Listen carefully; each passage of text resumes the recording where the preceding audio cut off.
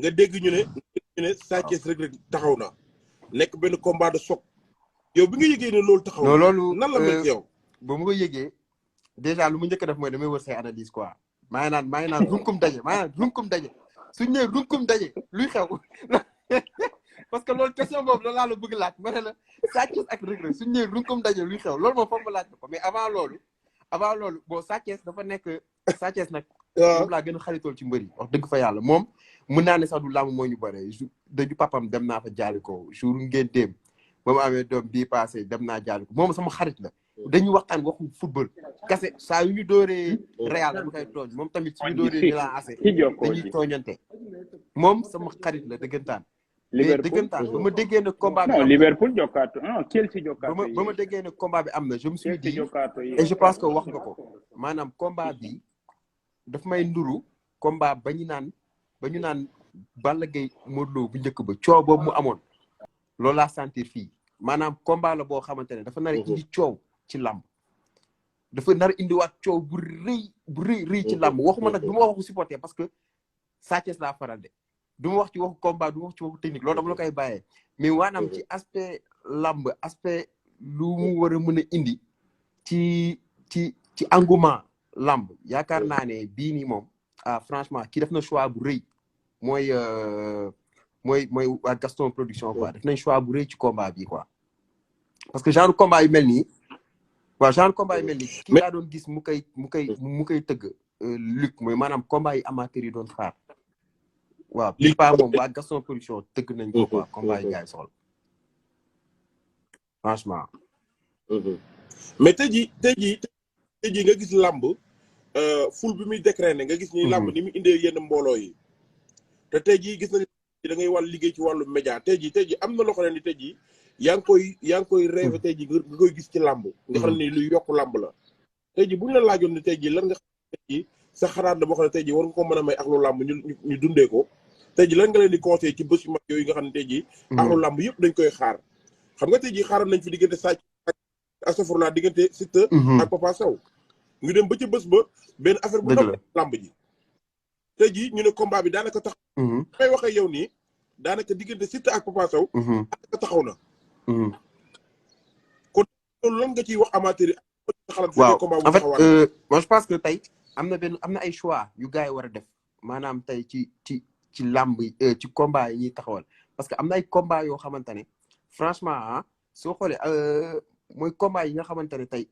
man pour man parce que ñun dama ngay xoolee comme ñun rek ni ñuy defee suñu def série ñun suñuy def série dañuy xool amaat sénégalais lan la ñuy seetaan lan lañ bëgg après dañu naan ñun binduñu pour ñun suñuy dañuy bind pour sénégalais ba sénégalais ñooy seetaan moi je pense que affaire bi même chose la tey jii nii ci wàllu làmb suñuy tëgg làmb nañ xool amateurs yi yan làmb leen combat lañ soxla d'abord deuxième chose dafa am lu am solo damay dégg tamit nga xew a très souvent mooy wàllum communication mbër yu mën communiquer dafa baax ci làmb parce que mbër di nga am nu ngay communiquer comme li ñuy wax rek loolu dina tax amateurs yi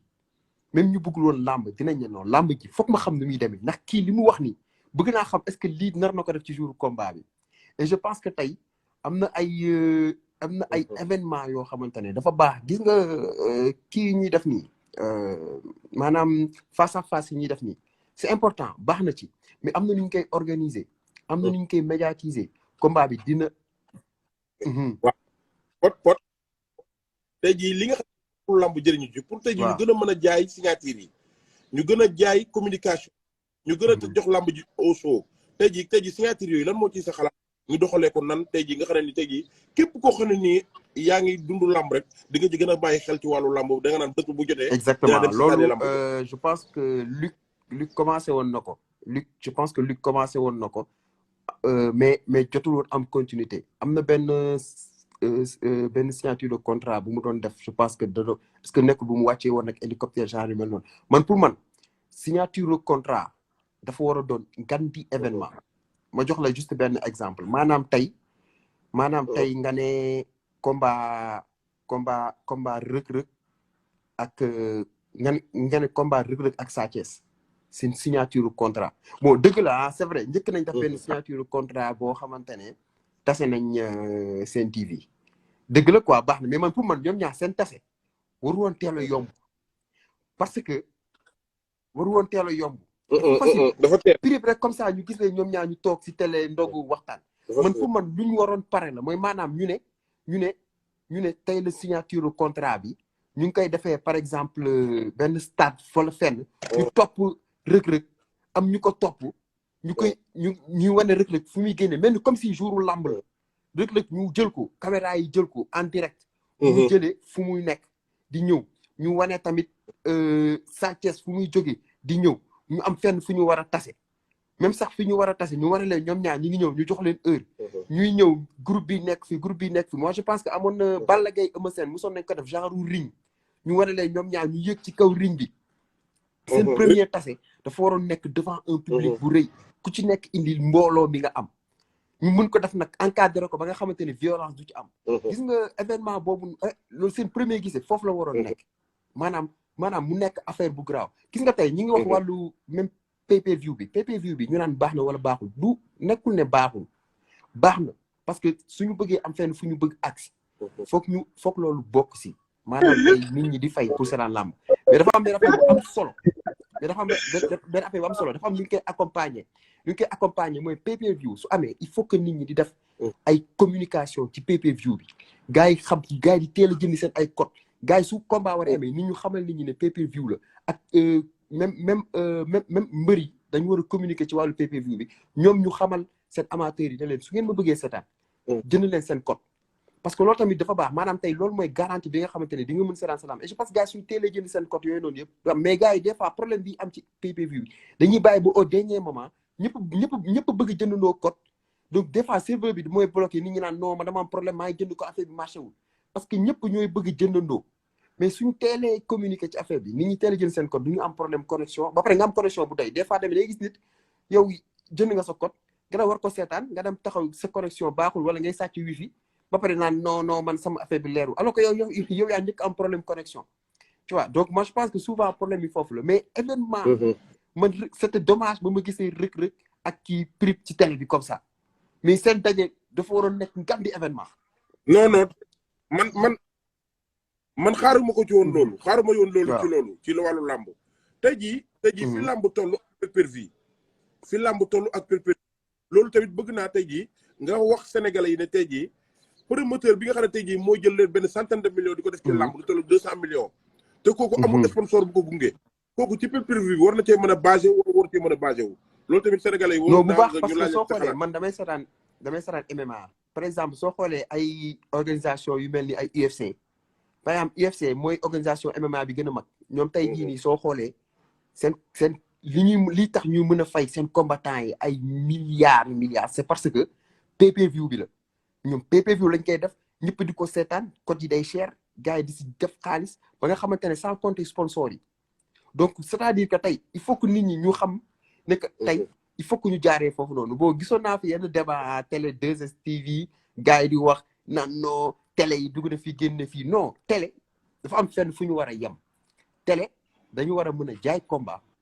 télé war nañ mën a jaay combat bi jour combat bi suñu ñëwee ñu jël ay image après tàppet nga ragal moo la bàyyiloo bëri tàppet nga tàppet nga yow ragal moo la bàyyiloo ragal mais waaw mais même tuuti rek Franc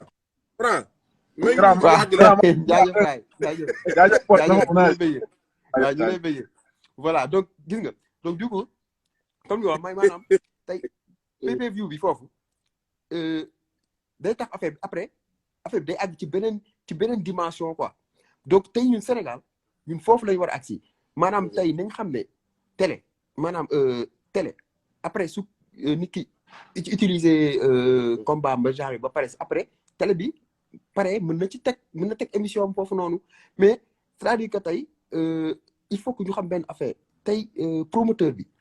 su ci mënee génn loolu day tax mu mën a fay déjà combat day mën a tax combat yi mën a bëri ba nga xamante ne tey jii nii après si beneen dinañ dem benn moment boo xamante ne promoteur yi en fait c'est-à-dire promoteur yu bëri dinañ mën a ñëw mais actuellement à part Gaston doo gis yeneen promoteur yu bëri yu mën tëgg combat yu mag mais tey jii nii su fekkente ne leer na que ne actuellement nii ne que PPV bu dox na à part Gaston yeneen promoteur dinañ mën dugg te si yeneen promoteur yu duggee di nga gis maanaam dootuñu toogati une semaine benn dimanche boo xam te ne combat du am te loolu war na mën a nekk parce que tey à part ténor yi am na yeneen ñaari groupe yoo xamante ne maanaam mën nga teg ay combat yu neex à part groupe yi ñoom Eumeu Sène gars yi ci kaw am na groupe bu par exemple ñoom Siteu ak yooyu noonu mais am na yeneen gars yu weex ay boy yu saf-sap ay boy yu neex tamit yoo xamante ne mën nga ci am ay combat yu neex a neex chaque dimanche quoi. exactement. waaw xam nga tey jii loolu. waaw noonu la lamb di demee pot. kii tugg nii mooy Toumani nekk suñu frère boo xam ne ci diaspora bi la nekk. dañuy bokk di waxtaan ci wàllu lamb chaque jour. tey jii lamb yi combat yi taxaw. daa bari Mama Lamine Garga de taxaw na. diggante fils de diggante combat yu bëri taxaw na. diggante Franc ak Sokh taxaw Franc ak Sokh bi moom. te fi ñuy wax ak yow nit ñi. combat ngi noonu. waaw. am na combat de. mu ngi pare di préparer combat am na combat. xaaral boobu da koy dundal. jox la Franc Pod maa ngi lay nuyu bu baax a baax di la ziar. waaw comme dañ nekk ci yoon bi nii. dem fu ñuy dem xam naa day xaw a bëri. maa ngi lay nuyu bu baax vraiment ku xam laa nga macha allah ci gis naa ni. Eumeu Sène sa xarit la xam nga. donc di la ci seen non déjà je pense que am na boo xamante ni yéen a ko defoon ngeen ci doon promouvoir la lutte sénégalaise loolu dañ koy rafetlu. effectivement ak le la comment ça encore. effectivement je pense.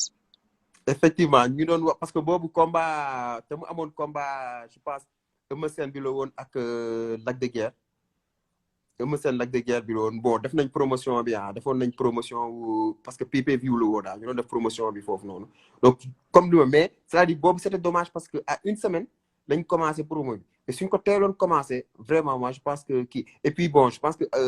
promoteur bi tamit bon gisoon na ci boppam vraiment ci côté PPV bi ci côté vente kii quoi.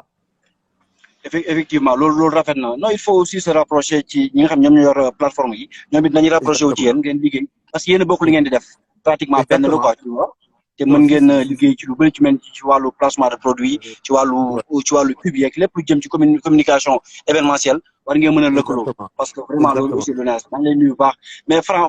laa di passe mu waxtaan ak yéen xam nga passe la ko nag mais vite fait Fadam une minute rek laa la may une minute salaamaaleykum. waaw mais le grand. waay Pod maa lay ziar. di ziar Fadam. mais Franc di ziar gars yi seetaan yëpp. ak coach si jamono aussi tamit maa ngi koy nuyu bu baax a baax ak Toumani. mais mbër. ñu lay souhaiter bonne chance ci combat bi. oui merci beaucoup merci. Pod bul teel a wax de Pod waa Pikine dañ laa bëgg. non ñaanu ndam souhaiter rek. non dama koy souhaiter bonne chance xam nga comme. non dafa non man non kii bakkanam bi kii mooy Pod Marichou. waaw mais Pod. et Franc kon bàyyi nga ma àggaleeg Pod. waaw léegi Pod daa ma la bëgg a laaj. daa ma la bëgg a laaj ci wàllu làmb. te li ma leen laaj ñi jot na yéen ñi nga xam ne yéenay jouer téléfilm yi gën a mag ci wàllu réew mi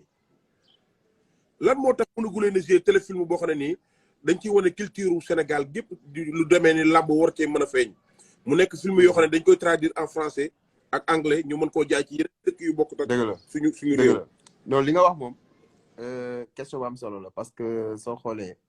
très sérieusement làmb mooy suñu culture c'est-à-dire ñun bëgg nañ football mais ñun làmb mooy loo xam te ne ñun moom la ñu moom ñun suñu làmb lutte sénégalaise donc moom rek la ñu war a mën a promouvoir ba nit ku jóge fële su ñëwee mu am leen loo xam te ne da koy gis ne lii Sénégal laa ko gisee. léegi li nga wax ni ñun commencé nañ ko te loolu scénario boobu man maa ko bind def naa ko si Virginie ñu essayé ko ci biir série Virginie bi amoon nañ benn période bu xale yi demoon vacances Mbour. ñu def ci foofu benn tournoi de lutte boo xamante ne am na ci benn boy Biggi moom moo ci bëgg làmb te ci biir scénario bi dama ci defaale ne que Biggi maamam mooy Maam Njambaan te Maam Njambaan gars yi dañ ko gëjoon dégg si làmb duñ ko gis muy wax moo taxit ma bëggoon indi ko parce que nit ñi xamatuñu woon sax fu Maam Njambaan nekk ci ancienne gloire yi la bokk donc ñu def tout ba nga xamante ne Maam Njambaan joué nañ nekk moom moo si nekkoon maamu Biggi ñu defoon ci ay combat yu neex def ci ay fecc yooyu noonu essayé nañ ko franchement mu marché ñu gis si benn public boo xamante ne bëgg nañ làmb mais comme li nga wax nii ñun war nañ mën a def lu mel noonu actuellement par exemple ku ci mel ni Balla Gaye bon waruma ko sax wax quoi mais ku ci mel ni Balla Gaye ñu ngi liggéey par exemple pour defal ko film maanaam filmu Balla Gaye histoire am fu mu jaar ak lépp donc tey loolu yooyu lu am solo la et dafa nekk loo xamante ne tey nit ñi mën nañ nekk feneen gis ko franchement bëgg ko parce que bëgg nañ découvrir daal actuellement la mooy histoire u làmb Sénégal parce que tey man des fois su may déglu ay ñu xam làmb bu baax des fois damay kontaan ba nga xamante ne dama naan way lii histoire la quoi te war nañ ko mën raconter ñeneen ñi tubaabeeg yooyu noonu ñëw di intéressé wu pour xam lan mooy làmb Sénégal quoi xam histoire bi fu mu jugee maanaam tey su may dégg ay histoire u falang ay yooyu noonu je me dis non mais lii histoire la yoo xamante ne voilà tey ñooñu ñëpp seen histoire ba ci léegi nii gars yi ñu war a mën raconter la non ñu ngi ciy xalaata te vraiment bëgg nañ ci xuus bu baax mais loolu idée bu am solo la man tey jii li ma gën a bëgg naa ngeen see ku mel ni Balla Gaye numéro 2 benn film boo xam ne nii waaw àdduna bépp dañ ci bàyyi xel bëgg naa loolu waaye tamit bëgg naa ngeen see benn film boo xam ne nii tey jii bu ngeen koy wàllu làmb da ngeen koy ci culture day xaw a jëlaale culture séeréer jël culture joolaa bi jël culture mandeng bi ndax xeet yooyu ku ci nekk am nga bëre boo xam ne moo nekk sa bëre bopp ndax Balla Gaye 2 dafa am cosaanu boppam boo xam ne ni tey jii bu ngeen Balla Gaye 2 bu ngeen joué moom film bu leen ko joué Ndakaaru da ngeen bàyyam dekkoon mi nga xam ne mooy Casamance ngeen jëlee cosaan bi foofu indee ko Dakar nga xam day dem day am benn aller ak benn retour ñu dem Fadiouth dem Niodior dem Famar dem dëkk yooyu nga xam ne ay île lañu ñu xool fan nan la fa lit bi di progresser ak nan la def ba ñëw ci réew mi ci Dakar ndax loolu dafa nekk loo xam ne ni film bi mën naa diire ay épisode te yaakaar naa ne loolu luy jaay culture réew mi la te gis nañ ne tey jii dama laa gis nga ci benn làmb soo gisee ma laaj la ma seen la rek dugal la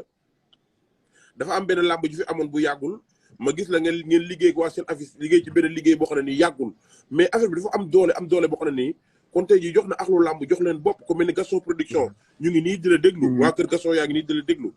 kon tey jii jot na per combat yu bëri yii mu taxawal jot na mu woo leen ci ngeen àndandoo liggéeyandoo ko ensemble lu war a mën a nekk la parce que kon tey jii oui non effectivement non comme li nga wax ñun te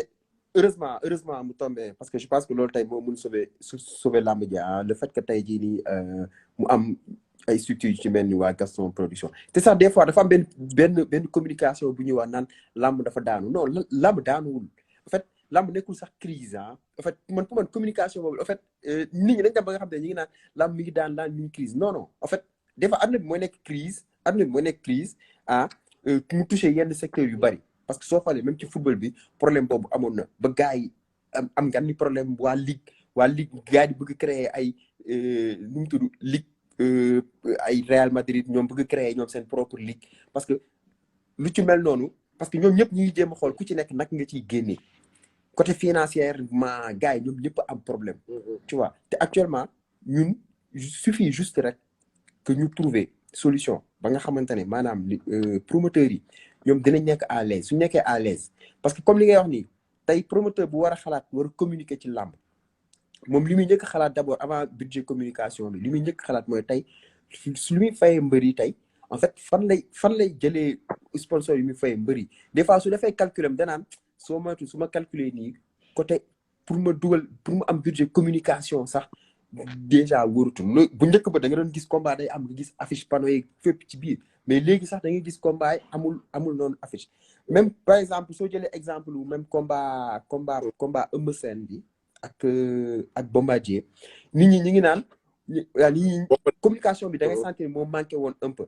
mais tamit nekkoon na ci benn contexte voilà nekkoon na ci benn contexte boo xamante ni nit ñi mën nañ ko comprendre parce que dañu jóge woon ci match Sénégal lañu doon waajal match Sénégal bi ñu bëri tey jii nii par exemple ku demoon ci combat bi après match Sénégal bi doo dem parce que nit ñi ngi doon xalaat ne parce que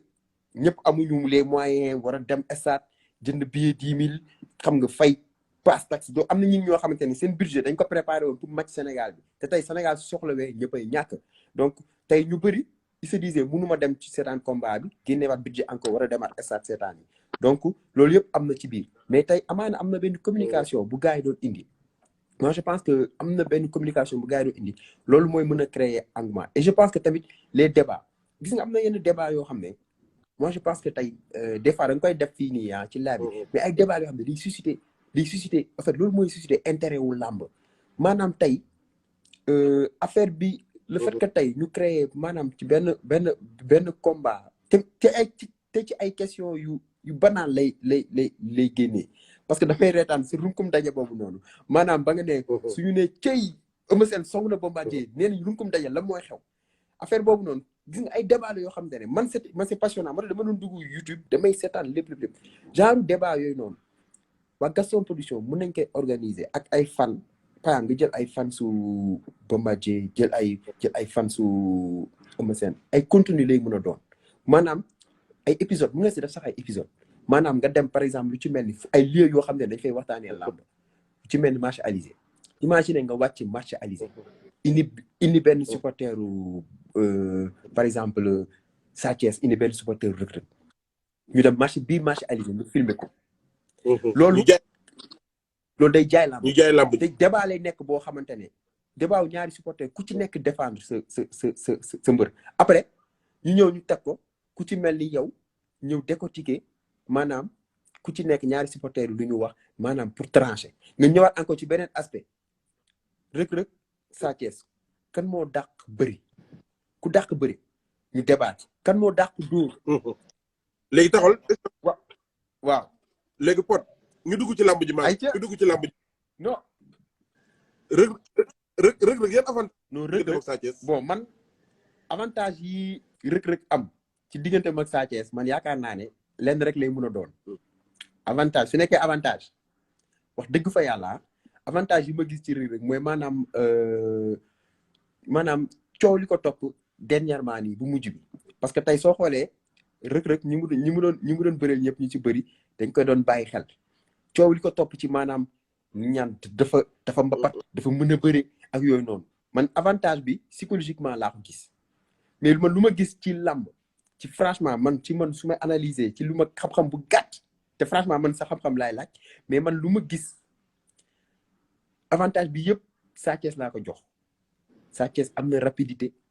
Sa Thiès am na technique gis naa ne Sa Thiès mën na bëre am na doole man pour man Sa Thiès am na lépp pour daan Reug Reug franchement ci man lu ma jàpp Sa Thiès am na lépp pour daan Reug Reug maintenant nag après léegi maanaam je pense que Sa Thiès loolu comprendre na ko te loolu moo dalal sama xel tuuti Sa Thiès dama ko dégg mu ne su ma teeyee man xam sa fii laa war a jaar ak fii pour daan kii bi foofu noonu yaakaar naa ne foofu dina am chance mais tamit mbër waroo bàyyi sa mëri waaw dama dégg Tapha Gueye di wax naan mbër doo bàyyi sa mëri soo bàyyee sa mëri rek waaw mën nga am mbetteel mën ba dee jàmbur mën nga caa am ay difficulté dégguma léegi ma ne léegi waaw nee nga Sa Thiès am na point yu bari pour mën a daan waaw mais tey jii li ma lay laaj pour ñu dugg ci benn combat boo xam ne dinaa liggéey ak yow tëj live bi dem dogu ji lenn rek laa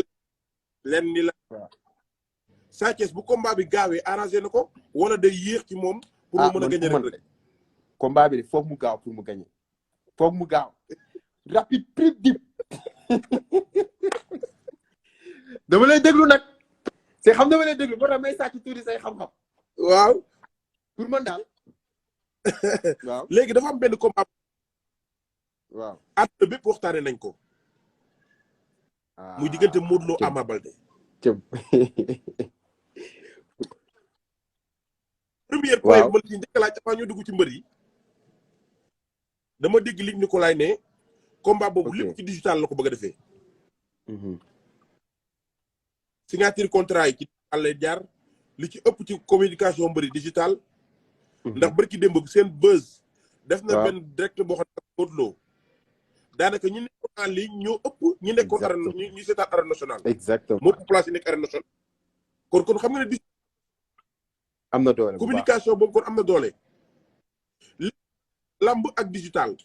comme théâtre ak digital ndax lamb ni théâtre daal di seetaane ci série yi ci téléphone ndax mën nañoo dem ba jënd ay mais code di ko seetaane ci exactement lamb ci parce téléphone. que tey foofu la ñu war a mën a jëm parce que imaginer tey maanaam man ma nekk benn région par exemple combat bi nekk Sénégal combat bi nekk Sénégal wala Dakar fii nii man ma nekk par exemple si région yi wala dara ma yor sama téléphone fi ma nekk amul télé wala maa ngi bureau nekkuma sama kër maa ngi bureau aw ma fu ma seetaanee télé wala dara sama téléphone laa war a mën a war nañ ma mën a jox opportunité ma seetaan lamb ji sama téléphone sans compter ci ay télé wala dara donc digital bi foog ñu xam ne léegi dañu dem ci l'ère du digital actuellement lépp lu nit ñi def foog nga am ko sa téléphone gisoo waa Canal Horizon temps yi ñi ngi def benn affaire may maanaam seen même chaîne Canal soo ko amee ñi ngi def ay publicité sax léegi soo xoolee ci bus yu bëri ñi ngi publicité seen application bi mooy maanaam ngay mën di seetaan ngay mën am canal bi sa téléphone parce que man am naa ko actuellement damay match Sénégal par exemple match canal yi Ligue des Champions comme match démb bi bureau la ma fekk mënu ma woon wàcc pour seetaan maa ngi woon bureau nekk montage mais dama toog fi may toogee di monter épisode yi laa teg sama téléphone di seetaan match Liverpool bi donc actuellement même canal ils ont compris ça télé bi léegi télé gars yi foog nga chaîne de télé yi ñoo war a dem ba comprendre benn affaire suñu arrêté wul chaîne de télé yi ñoo nar a dee actuellement lépp ci digital bi lay jëm donc actuellement affaire boobu noonu mooy nekk lu nga xamante ne am na solo moo tax combat boobu noonu moom le fait que tey ñu digitaliser ko je pense que Luc Nicolaï il est un peu en avance en fait il est en avance sax soo xoolee parce que soo xoolee wàllu pay-per-view indi na ko il est en avance et je pense que tey jii nii waa waa Gaston Pro tamit ñoom ñi ngi ñëw et je pense que tey actuellement ñoo ils ont compris te foofu lañu war a dem dans l'ère du digital vraiment. mais ñu jëm ci benn combat boo xam ne nii tey jii benn promoteur tëgg ko bu tudd Serigne Fallou Luc Nicolaï mu nekk Ama Baldé Modou Lô nekk ñaari combat boo xam ne nii bokk na ci combat yu ëpp code de popularité ci wàllu làmb mu nekk combat boo xam ne tey jii man tey jii balaa maa dugg yow ci làmb gi dama lay laaj bu fekkoon combat boobu tey jii Pod moo ko tëgg maa ngi lay nuyu sama DG sama lépp Cheikh Nassi bu fekkoon tey jii Pod moo tëgg loolu léegi Pod nan ngay liggéeyee ci image du combat boobu ak ñaari mbër yi ak xaalis bi nga ci def nan ngay liggéey ci seen déjà mooy comme lu mu la wax rek déjà combat boobu moom combat mun ko gën a rëy actuellement jamono jii nii parce que combat royal la loolu moo yóbbu benn dimension mais le fait que dafa ama beneen enjeu bu am ci combat bi mooy maanaam comme liñ tàmm di wax rek garab ci kaw la ñuy fekkante Ama dafa agsi ba sës rëkk ci Modou Lô te Modou Lô gisu ko ba muy ñëw affaire bu grave en fait Modou Lô gisu ko ba muy ñëw te dafa am lu ma seetlu ci communication wu Modou Lô te tamit dama am lu ma seetlu ci attitude u Ama moo gën a nekk à l'aise te Ama j'ai l'impression que dafa nu mu gëmee ne Ama Baldé la tudd ne Falaye Baldé mooy papam noonu la gëmee ne dafa nar a nekk roi des arènes te day daan Modou Lô donc gëm-gëm boobu noonu dafa ne gëm-gëm bu am solo Modou Lô dama ragal mu ñëw ci combat bi ak ñëw faj mer soo gisee maa ngi dégg keroog mi ngi naan en fait dafa yàkkamti woon combat bi sax parce que ñee dañoo bari wax ñee seen wax dafa bari donc mi ngi énervé da ngay sentir mi ngi énervé te énervement boobu noonu mu énervé daf may rappeler Yékini ba muy énervé temps yi bi contre Balla Gaye 2 ci contre Balla Gaye 2 ba Balla Gaye 2 même sañ-sañ boobu la amoon ba muy toog di ree parce que combat boobu dama ko xoolaat may seetaanaat combat boobu noonu di gis Balla Gaye di bëreeg Yékini di reetaan ci biir combat bi ngay bëreeg roi des arènes boo xamante ne ay ati at 15 ans xaw ma kenn daanu ko ci làmb ngay bëreeg moom combat bu toll noonu ngay ree ci digg làmb boo taxit voilà wala 17 ans man combat boobu noonu loolu la may jox te dama ragal si nu ma leen gisee Ama Baldé dama ragal ne sàcc na ko doole trop te Modou Lô gisugul loolu man ci wàllu doole des fois damay gis ne da nga koy ragal a wax mais xam naa loolu nga xalaat mais da nga waaw non Pod xam nga ci làmb na nii soo gisee bu njëkk dama daan wax avant combat bu combat di ay 1 mois 15 jours laa daan wax mais ci làmb su ma waxee ci làmb ñu bari day gaañ yenn mbër yi moo tax sama sortie léegi bu làmb di 3 jours laa koy def ndax léegi day tax ne mbër bi dina dootu ci mën a prêter attention dëgg la te dootu gaañati mbër ndax man li ma wax bu baax dama koy wax teg te bu làmb jaa ci kattanu yàlla loolu xam nga teg ci Ama Baldé soo gisee mu nekk à l'aise moom Modou Lo déglu baax li Modou Lo ma daan ci Ama Baldé Modou Lo moo daan Ama Baldé dëgg la du gàcce ci Ama Baldé waaye Ama Baldé daan na Modou Lo gàcce la ci Modou Lo loolu tax chaque jour Modou Lo mooy gën a nekk danger ndax Modou Lo position bi mu taxawoon Modou Lo position bi mu taxawoon di bëri Gris Bordeaux ne Gris Bordeaux maa ko mën kenn exactement fa la Ama Baldé taxaw moo tax làmb day toll foofu na nii day naqare waxtaane te position bi Modou Lo taxaw ci làmb gis nañ ne tey jii dafa nekk ndaaraan boo xam ne ni tey jii dafa am loo xam ne da ko doon gëmloo ay supporteram am na loo xam ne da ko doon won ay supporteram te làmb da koo jaraloon ndax Modou Lo bi muy bëri Eumeu Sène dafa naawal Eumeu Sène ci wàllu mystique ba Eumeu Sène toog ci signature di ko wax bi muy bëri Lac de Guiers 2 dafa ko naawal ci gàllaaj ba Lac de Guiers 2 toog di ko wax te loolu ay point ay supporteru Modou Lo dañ ma koy woo di ma ko wax tey jii Modou Lo bi muy bëri Balla Gaye numéro 2 Balla Gaye 2 da ko doon sóoraal ci wàllu mystique ak lépp kon tey jógee fii jëm ne Modou Lo ak làmb ni mu dangereux ci wàllu gàllaaj ak lépp ñu gis ne Modou Lo pare na ci gàllaaj di dajanteeg Ama Baldé xale boo xam ne fulaadu la tey jii Modou Lo lépp lu entraînement doyut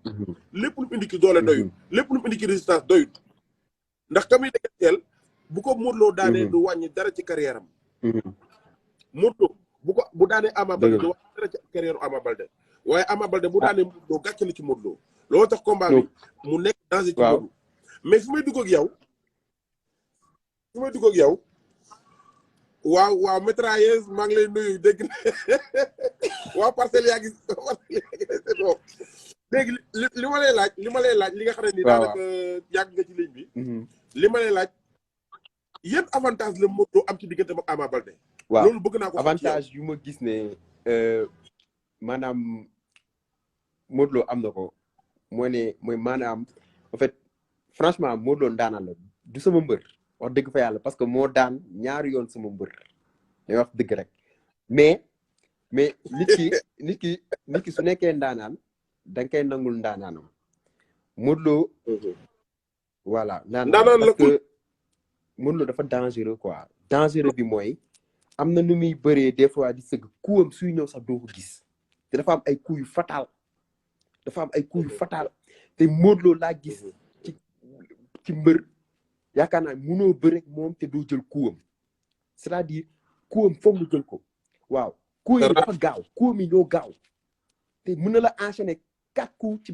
ci benn mouvement mu enchaîner la ci 4 coups parce que dama doon gis combat am moom ak Bombardier nu mu jot am ci Bombardier ñu bëri sax amuñu ko mooy maanaam day def nii Bombardier doo mu sëgg siggiwaat dóoraat mu sëggaat siggiwaat dóoraat na Bombardier mais c'est-à-dire enchaîné na ay coups Bombardier yu bëri yoo xamante ne voilà donc tey man lu ma xaw a ragal ci biir combat bi te Ama des fois Ama day maye loolu lay xaw a ragal mooy maanaam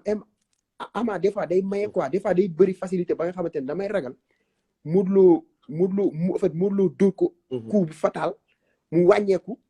Modou Lo jaaree ko fa daan ko quoi waaw peut-être mën na bañ a nekk kaw waaw soo gisee ma laaj la loolu Ama Baldé ñu bëri moom ci bëri dañoo dugg ci gardam te Modou Lo jëfe na mu bëri mbër ba sa combat jeex te duggul sa garde léegi Ama Baldé ndax Modou Lo ndax du yàq dara ci làmb waaw su jëlee coup Modou Lo mun na ko wàññi te loolu laay si ragal parce que dafa bon Ama dama ko yàgg supporter tamit mais depuis combat am ak Malick Niang soo xoolee foofu man li ma doon seetaan combat boobu yëpp maa ngi doon ragal mu jël coup Malick Niang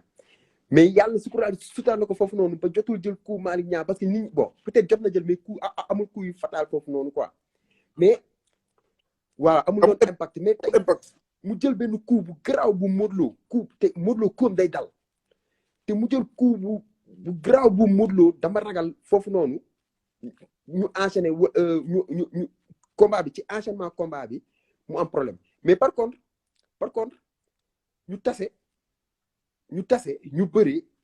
ñu jàppante foofu noonu boo sama xel dina xaw a dal tuuti ci Ama waaw si sama gis-gis nii daal yaakaar naa suñu jàppante mais tey jii da nga koy bëri mu bëri Modou Lo combat distance wala combat de rapproché lan ko ci conseillé parce que dama gëm ne Ama am na doole man lenn rek laa gis Ama na ñëwee même attitude bi Balla Gaye di bëri ak Modou Lo même attitude bi Balla Gaye di bëri ak Modou Lo man tey Ama su ma doon moom dama ko naan demal nga waxtaan ak Balla mu conseillé la ci combat bi parce que amul pour man amul gën a xam Modou Lo que Balla Gaye donc tey su ko Balla Gaye conseillé mu ñëw ak même attitude bi maanaam nga bañ ko sóor bañ ko ragal te yaakaar naa ne loolu am na ko mais ñëw ak gëm-gëmu ne kii maa ko ëpp doole dama koy jàpp dama koy daan ba pare su ma ko jàppee ci benn action damay enchaîner ba ci ba bii daan mais jàpp action xaw a téyewaat tuuti xaw a xaaraat wala xool naka laay defaatee foofu noonu rek mën na la kii mais maanaam ci enchaînement foofu mu dem ba jàpp ko peut-être suy xalaat sax day fekk foo xam te ne képp nga ko foofu noonu nga mën a toog xalaat peut-être chute bi naka lay ñëwee mais maanaam tey il faut que tey su duggee ci benn action mu enchaîner comme ni Balla Gaye di bëre ak moom quoi et je pense que tey Ama mën na indi loolu noonu te am na doole franchement loolu laa gis naa ne Ama mën na indi loolu te am na doole. mais tey jii Modou Lo bëri xale bu mel ni Ama Baldé ñu gis ne Ama Baldé ci biir géew amul kum ci nawloo ci biir géew du nawloo kenn Modou Lo dafa war a recevoir xale bu mel ni Ama Baldé tey jii Modou Lo tey jii gis nañ ne Modou Lo mësta arrière ci làmb pot mësta arrière ci làmb day déplacé wu rek waaye du arrièreal góor te pour Modou Lo mën a daan Ama Baldé il faut mu arrière exactement léegi pour Modou Lo mën a yàq kalkinu Ama Baldé ndax Ama Baldé dina ko jaral mu arrière c'est-à-dire que mooy li nga wax noonu tey man te man loolu gëm naa ko tey Modou Lo tey mu arrièreal Ama Baldé ak ñu rey ko lay yamale maanaam ñu rey ko lay yamale te mooy li ma wax nii c'est sûr te combat bi man pour man Ama dafa war a prip même su amee léewtoo séance d'observation tuuti na songi Modou te xam ne que Modou du ko arrièreal parce que Balla Gaye à chaque fois noonu lay def saa yu songee Modou day dóoranteeg moom bëgg jaayanteeg moom doole bi man pour man nañu xeex Ama na ñëw xeex ak Modou ñame ko xeex ak moom song ko ba pare ci biir xeex bi bañ ko su dóoree xeex dóor taj kuy jàmmarloo na ko song parce que tey su ko songee foofu noonu man leer na ma ne même dóorante bi Modou Lo du ci arrière te su ci arrièreul man gëm naa ne man dama gëm ne Ama ko doole loolu lu ma gëm la mais tey suñu dóorante xanaa rapidité peut-être te dóor ko benn coup fatal mais suñu dóorante ñu xeex Ama songu Ama mën na am dara foofu noonu Ama mën na am dara léegi nag Modou Lo ndaanaan boo xamante ne du arrièreal benn mbër du ko arrièreal. non kenn du ko xam nga tey jii Modou Lo soo gisee mu dangereux ci diggante ak Ama Baldé mënoo ne Modou Lo lii la fii la bëre Modou Lo day songu Modou Lo day xeex Modou Lo day mbot Modou Lo day ci xabal Modou Lo lépp lay def ci làmb léegi kon Ama Baldé day nekk xale boo xam ne ni ci wàllu làmb ñeme goo xam ne nii man li ma gën a yéem ci Ama Baldé ci guddi yi ñu toll boo ko rombee sax di dem danaan la man gisuma ne sax man Modou Lo laa war a dajal moom dafa jàpp ne tey jii roi des arènes day dem jël ko rek yéen seen kër man psychologique boobu moo ma gën a jaaxal mais nag xam naa ne heure dog léegi mu kontaan naa ci yow trop non mais maa gën a kontaan vraiment parce que non say waxtaanu làmb moom man moom dama koy déglu dama siy bàyyi xel parce que comme li nga wax rek tey ngay déglu nit parce que lépp dafa am maanaam lu ñuy wax expert ci lu ne te kenn mënul nekk expert ci domaine yëpp donc tey nit koo xamante ne nekk na expert ci wàllu làmb parce que man franchement dama gëjoon gis loolu noonu te dama ko bëggoon gis te loolu ci yow laa ko gis ci wàllu làmb dëgg la am na ay keroog maa ngi lay seetaan pour te dire dama lay seetaan sa lépp lay seetaan naa keroog wàllu confrontation ba la kii posé question ne la yow conseil yi nga doon yi conseil bi la ma doon conseillé ko sa bopp ba nga ko posé question bi ba nga ko tontu nga ne ko ñu dégg daal yi ñëpp ci làmb en fait ñi ci yor école de lutte yëpp dégguñu daal ci làmb ma bëggoon la dolli benn affaire ma bëggoon la dolli benn affaire waaw ma bëggoon la dolli dafa am sax ci wàllu football Mourinho kenn xamu ko woon du woon grand joueur tey jii ni exception peut-être te exception la ñuy wax ne mooy confirmer la règle benn grand joueur bu mag lañ gis mu réussir comme entraîneur muy Zidane à part Zidane amul benn grand joueur ay Guardiola ñi gis ñëpp nekk ñu woon Ballon d'Or les meilleurs entraîneurs Klopp kenn seetaan du ko woon ci football te actuellement moo téye wàllum entraîneur xawal ki ci gën a mag ki ñuy wax le plus grand joueur du monde de l'histoire ñu koy wax muy Diego Maradona dañ ko jox Argentine mu comme entraîneur mu échoué donc meilleur entraîneur yëpp voilà meilleur entraîneur yëpp te tey maanaam xam-xam maanaam gars yi nga xam ne dafa wute nit ki day am xam-xamul làmb te dañ ko koy may donc yow tey sa xam-xamul làmb dafa màcc carrément ci làmb dafa màcc te à chaque fois li ngay wax tey précis comme li nga wax man dama bëgg làmb mais damay bëgg di déglu ay analyses yoo xamante ne dinañ ma mën a gindi quoi si lu bëri moo tax it dama siy jàng te su ma lay déglu ñu mel ni yow moo tax après daf may mën a permettre su ma toogee fenn ñuy werante ma mën a werante man tamit mais su may werante au moins dinaa ko teg fenn parce que dinaa ne lii mooy avantage am kii lii mooy avantage am exactement xam nga làmb dafa nekk benn nii ñi ciy wax ñu bari li tax ñi am problème mooy dañoo complexe exactement te man dama tund fexe naa ba aw ma xaritu mbër aw ma benn relation mbër man li may gëstu chaque jour man Modou Lo dama koy toog di ko seetaan